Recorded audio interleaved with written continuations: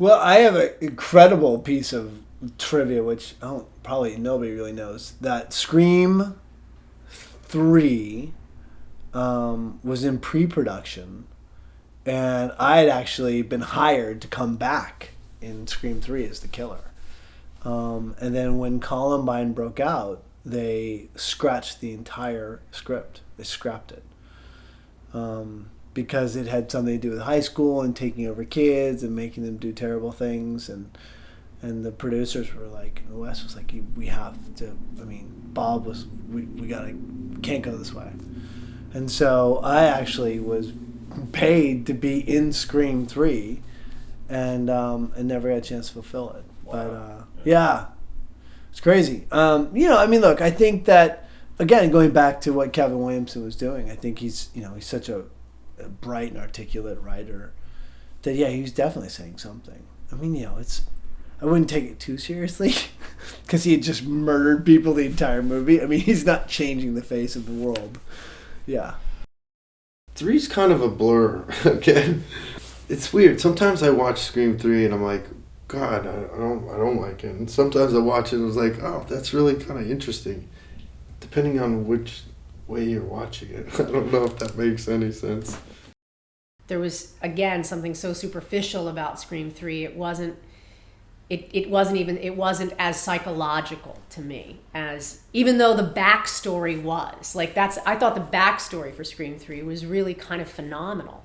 It's just the actress, the mother of Sidney Prescott, who wanted to be the actress and was an actress in horror movies, gets raped and gets pregnant, gives up her child for adoption, and he's the director of. I mean, it all sounds great, but in some strange way, it was such an elaborate concoction. It almost got in the way of.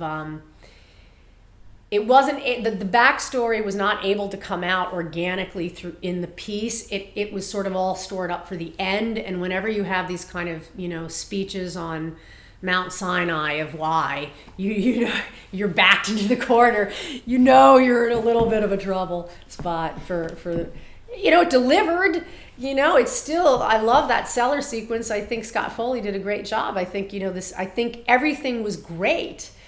It was well done. It just had run its course for some reason. Kevin wrote a treatment, and they sent me the treatment.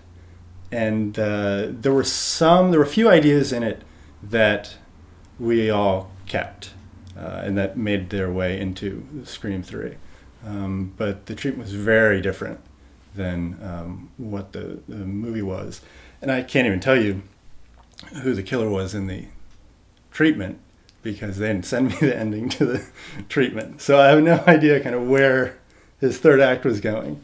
But it felt like a treatment that was very in the early stages, not quite really fleshed out. A lot of ideas on the page to explore.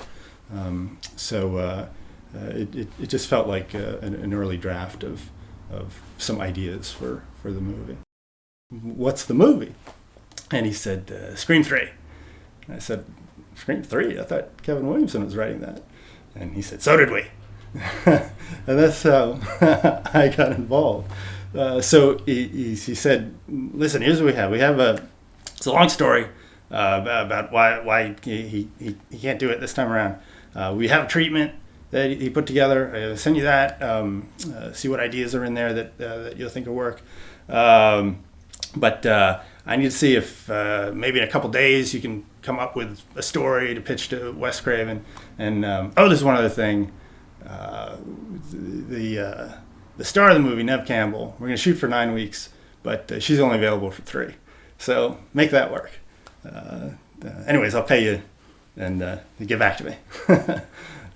So the next day, I had this treatment. I watched the first 2 films again that I'd been a huge fan of, and I'd always wanted to work with Wes, and it seemed like a difficult challenge, and it was. I remember a sequence with a actor named Ben Damon in a car, and there was a car chase attack, basically, where the killer was in the car, calling the actor from inside the trunk of the car. And the car then went through, with the final kill, the killer killed the actor in the opening kill, and the car went off the road and went through the billboard kind of advertisement for Stab 3 or something like that. I remember that version. That's a good Scream 5 notion, actually, that some of the killer is behind it because they want to run for higher office. Exactly. Yeah, should use That's that. a great idea. It is the vagueness. It's not specific. It's so incredibly vague. And also who's behind the mask. You know, those little head tilts to the right, those little head tilts to the left, the actors that actually get to make the mask work in their favor, and allowing there to be comedy as well as terror within 2.5 seconds on screen. And that's what, to me, makes it that much more unnerving. I didn't audition. I just got offered the role. I missed that golden age of cinema.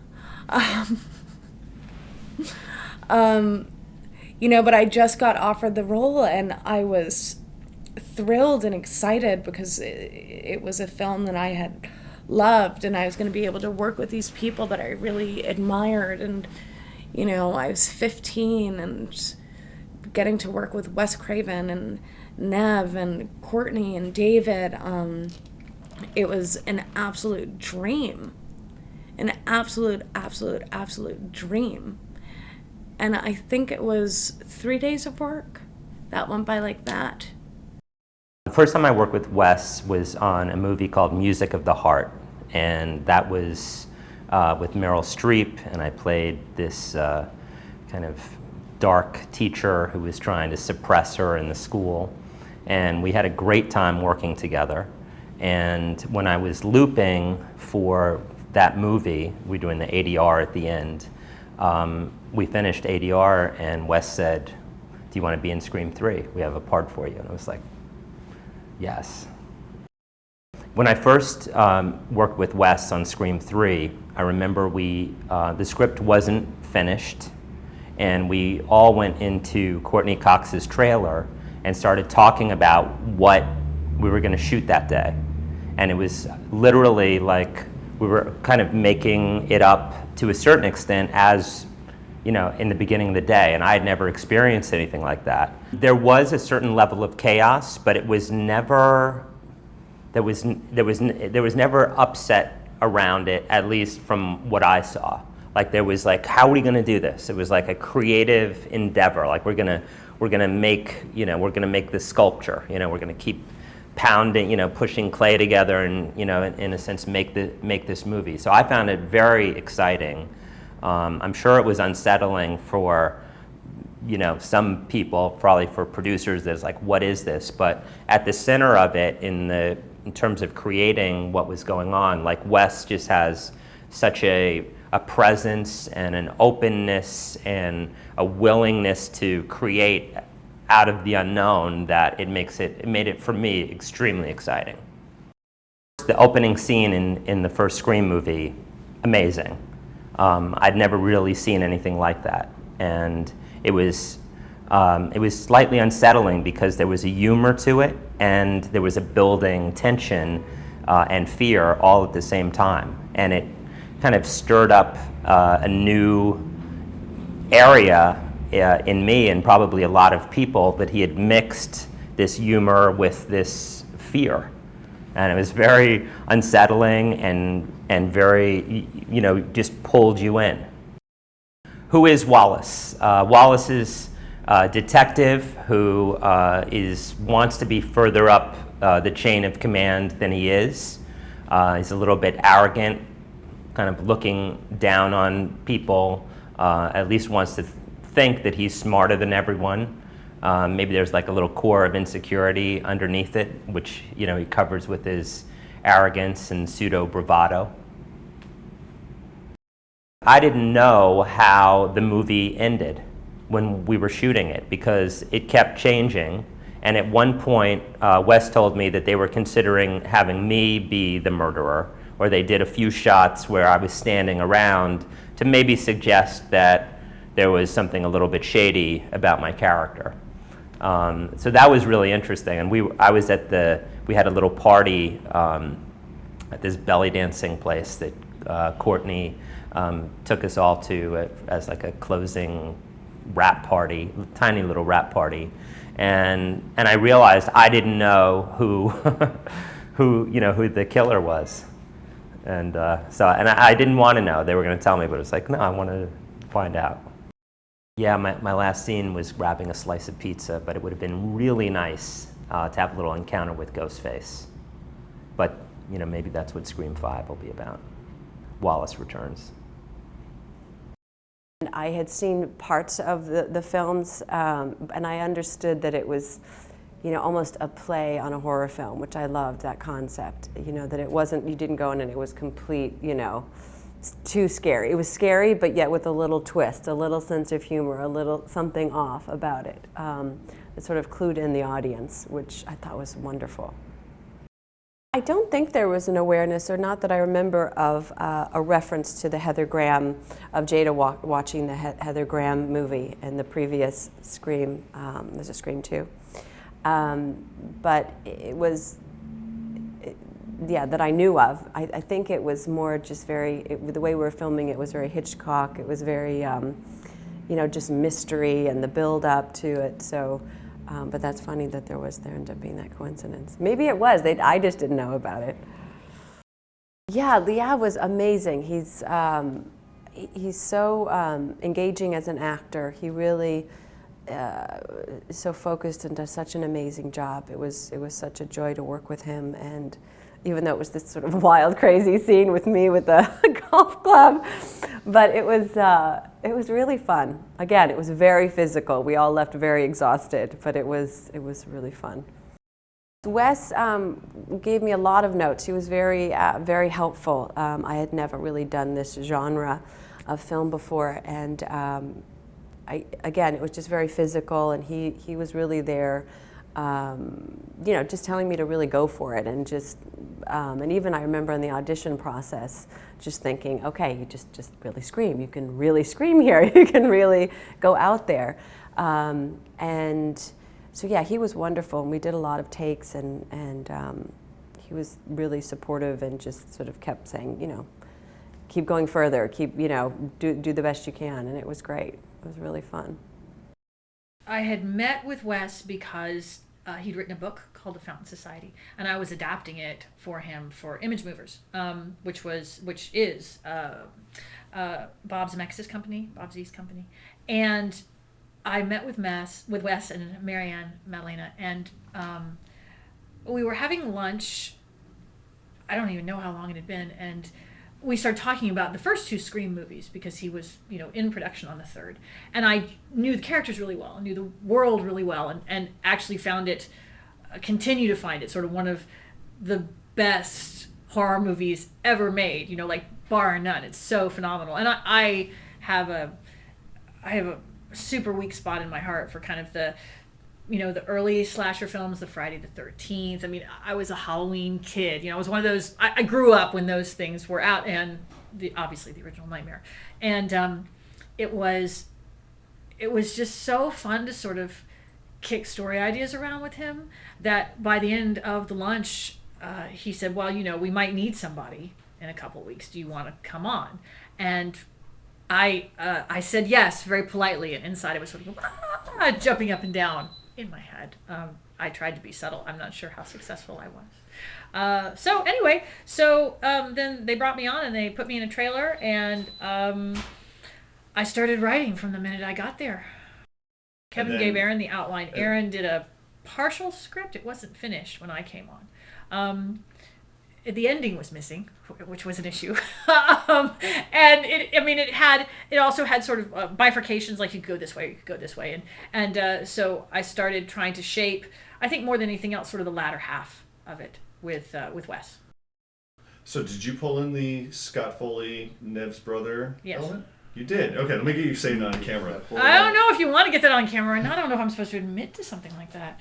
But yes, yeah, it was fun too, because the thing that Wes had pitched to begin with when he first, at least this is how it was told to me, Wes said he had talked about the return back to the beginning. For him, that was the central kind of reason for making the third film, was that you were looping all the way back around to how everything started. And to me, sort of the best way to get there, to how everything began, was to literally make it about that same story, about her mother, and about her mother's behavior, who she was, what she'd done. One of the first things that I wrote with Wes was the nightmare with the mom coming up to the window.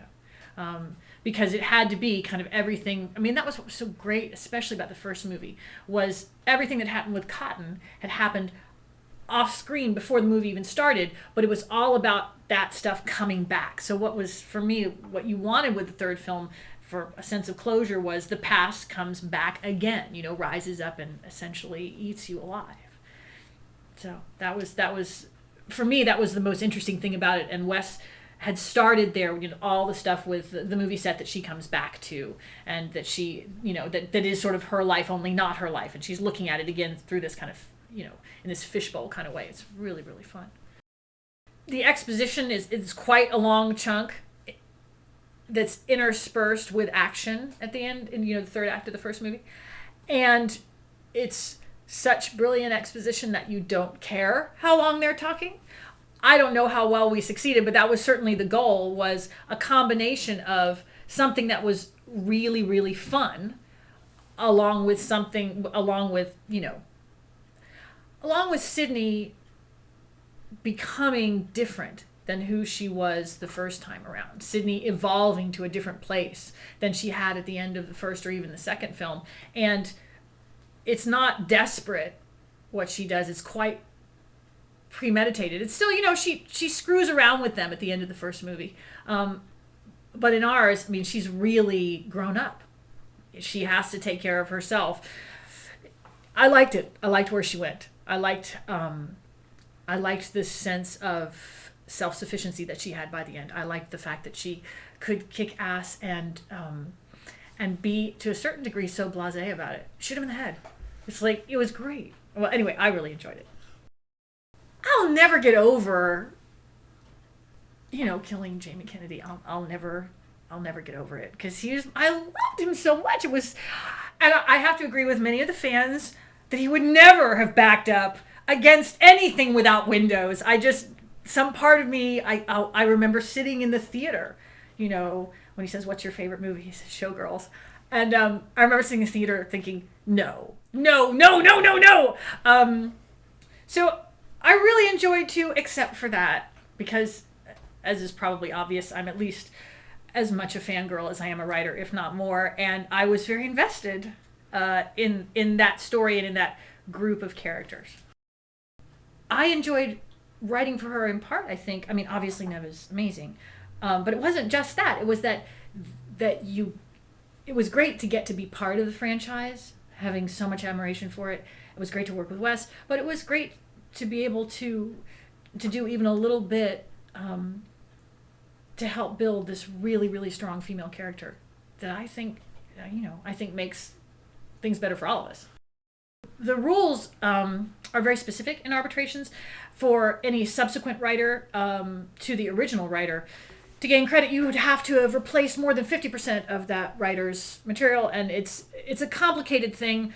My feeling was, at the time when the arbitration came up, that I really didn't feel like I came in at the very end to help fix stuff. But like many people who do that, you don't go in because you think, oh, I'm going to get credit. That's not why you do it. You don't think, oh, I'm going to get my name up there. And sometimes I think people sort of worry a little bit too much about that. if I thought it was fair, I would have asked for it in the arbitration process. I didn't think it was fair because I didn't think I had replaced more than 50% of, certainly not of Aaron's work, or even of Kevin's outline. I mean, and it, you reach a point where where you say to yourself, is this something that I want to kind of throw myself into trying to get if I don't necessarily feel that it's morally legitimate? And I didn't, so I didn't. It's hard to imagine anything more fun. I think my son at that point was like a year old.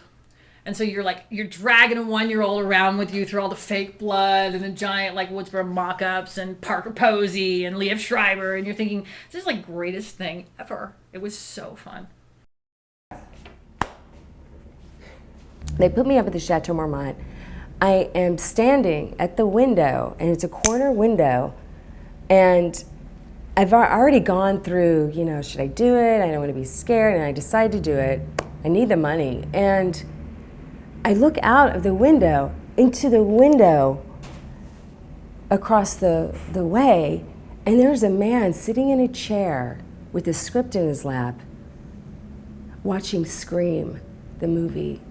And I have chills on my face. It freaked me out. It freaked me out. There's something funny about those things too, and knowing that you're going to be screaming and that people are going to laugh at you even if you are scared. When you see someone scream in a movie, it's liberating. You're watching someone do something that you don't get to do in normal life, which is to run from someone and scream, bloody murder. And so I remember I went up to Wes, who was like, it'd be really funny. What if I get so scared and I put my hands in my hair like this and I start screaming. I was like, Wah! And then I put fake hair in my head and I scream and then I pull out my hair and I start screaming even more and I see my hair that I pulled out of my head. He didn't go for it. I was thinking last night when I was asked to do this, because one of the questions was, are you going to be upset that you're not in in Scream 4? But Jennifer Jolie is an actress. So I could have an old movie of mine within the movie, and they could, give me a paycheck. I think that would be really nice of them. So I really just wanted to go on the record for that. Who is Roman Bridger? I think had you asked me this 10 years ago, I'd have a much better answer. I remember him. I know that he was the director of Stab. He was he was a young, up and coming. I think he'd been given his big shot to do this sort of his first big studio feature. I remember doing what all actors should do, not all actors do, and sitting down and writing out this guy's story. I don't remember exactly what it was, but I think it was, something along the lines of, he'd made a couple of films by himself and shot them. It was a sort of auteur and now got his big break. And then I remember seeing the film and ultimately knowing what happens and thinking I don't know if your story works with the way it actually worked out. Knowing now that he's Sidney's brother or half-brother, and maybe he tried to get there to direct this, or who knows. But he was, I think Roman Bridger was a perfectionist who was always interested in film, and turns out he was also Sidney's brother. I don't know if I thought about it being natural or organic. I think I was just happy that they did it, so I had a part. I don't know if it made sense looking back on it. It seems fitting. It's the third installment of a horror franchise. I think you're looking to scare the audience and keep some semblance of reality there, I love the movies because I love, like everybody else who loves a horror film. You love to be scared. You love to jump, and it's fun, and that's what this was. And do I think that the brother was man, maybe they could have done something better. Would Kevin have done it? I don't know. I don't know if had Kevin written that, who knows what would have happened. I haven't talked to him about it, actually. You know, when I see him, I still give him a hug, and it's good to see you. But it'd be interesting to hear what Kevin thinks of Scream 3. He was my stunt guy. Yeah. So good. And he just married, he's married to Courtney's stand-in on Cougar Town, and she was the stand-in on Scream 3, and Brian and she never met. And then they met somewhere else, and they were like, oh my God, hey, and then they're married with a kid now. That's hilarious. So cool. I did Cougar Town with Courtney, and at the Christmas party last year, I saw her standing, and she was with Brian. I was like, oh my God. She's like, oh, I didn't tell you. We're married. So bizarre. And Brian's dad's a huge stunt guy. Like, I'm telling you stuff you already know. The end is my favorite part. You know, like, I love that fight sequence where I get to kick Nev and beat her up and chase her around. I'm flipping tables over in this giant room, and I just remember getting the script with that huge monologue in it, thinking like, what? I gotta flip things and chase her around and tell the story of how I'm your mother and how we're the same, and it didn't make any sense to me, but it was great. Thank God for Brian Avery. I mean, most of the stuff you see with the guy in the mask is him falling downstairs and chasing people around, and I had those days off, which was great. But for all the stuff in the room, for the most part, it was me in the mask, and it's cool just to put it on. You've got the cape, and everyone you can feel the eyes of everyone look at you, because it's hard to not look at. I mean, it sort of draws you in. But because there are all these bright lights, and because you're on film and they don't want anyone to see through it, they double or triple the stuff that you're supposed to see through in your eyes. You know, there's a little mesh stuff there, so they double it or triple it, so I can't see a damn thing in that. And I remember going home with bruises all over my legs because I was walking into tables and couches and couldn't see anything. So that was the downside of wearing the mask. The good side was it was kind of cool. You know, I've seen her a couple times, and this was so long ago that I guess she remembers me. I don't know. But I loved her. Like, she's the girl when we'd work late hours, shot at this big, gorgeous mansion in Silver Lake that she'd grab me by the hand and say, okay, come on. And she'd take me out to the lawn, and she'd sing a song to me or read a book from a book. And it was fantastically bizarre. You know, like, I loved it because it was that Hollywood, like, oh, this really happens. Like, you're great. You know, I just want to hug her. Like, she's just, and I think she's great in the movie. Like, I think she is perfect in the, not campy, but she's, she plays her character. You know, she's playing the Gale Weathers part, right, in the movie. There's a moment where she jumps into the arms of the big tall guy. Patrick Warburton. Thank you. Yeah, Warburton, and it's such a, it's obviously over the top, but it's exactly what you want Parker to do, and she does it. She kind of gives you what you expect, and that's why she's so good in it. I love Wes. I would work with Wes again and again and again. I think that, Wes was kind enough to call me, and I did another movie called Cursed that was cursed, and I'm not in it, but neither is most of the people that were initially in it. Josh Jackson's now in it. He wasn't in the version that I shot. But I remember getting a call from Harvey or Bob, and in my car, I'm being like, I gotta pull over. Hold on, what? And they said, we want you to do this thing with Wes, and like, yeah, of course. I think he's so calm. He's so good. He knows what he's doing. He's been there forever. I'd work with Wes again and again and again. And he is, it's so strange to say about Wes Craven, but he's kind. He's just a kind man.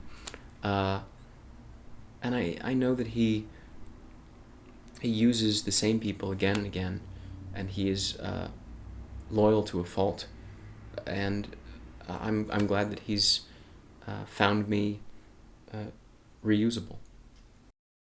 I'd never done a horror movie, and didn't really see that to be my of real interest to me, or my path. But I don't know what the hell my path is. I'm just sort of wandering drunkenly through life. But it was just a great opportunity to get to work with Wes, and in that genre, and have that. So now I can show my kids, whenever I have 4 of them. So whenever they get to a certain age, it's okay for them to see Dad get killed by Ghostface. He just was. He wasn't. I forget his name. I remember that I called David's character Dewdrop. I just remember being a real douchebag. Just like one of those guys that is such a douche, you can't wait to see him get killed. It was great working with Parker. I was always a huge fan. She's very sexy, very talented. I got to hold Parker and sing to her, and became very emotional. It's pretty erotic for me, not for her. She noticed it was erotic for me, and I think it made her uncomfortable. So we're just acting. Calm down. There are witnesses here. I'm doing this. It's not like this is happening behind closed doors. It was pretty interesting getting the shit kicked out of me by just one of those things. Every time you turn around and look at him, I wanted to laugh. But then it got real physical, I think he shoved me through a cabinet door and vice versa. I got in a few good licks before I died. No, it was all good fun. Scream 3 really sort of transcended. Scream 3 is like Godfather 3, right? It's like it can't get any better, and then it does, or Jaws 3. And I think Scream 3 will go down in the annals of history. I'm having a little fun with it.